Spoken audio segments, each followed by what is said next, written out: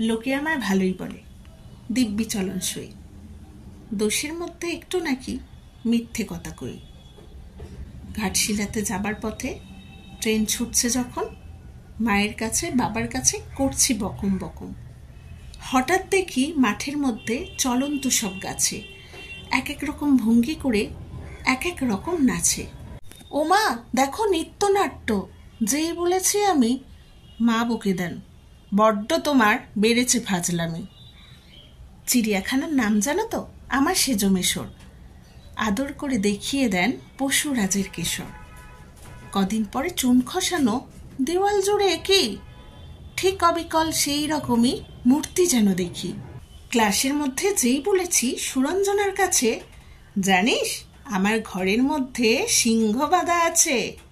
শুনতে পেয়ে দিদিমণি অমনি বলেন, শোনো, ক্লাসের মধ্যে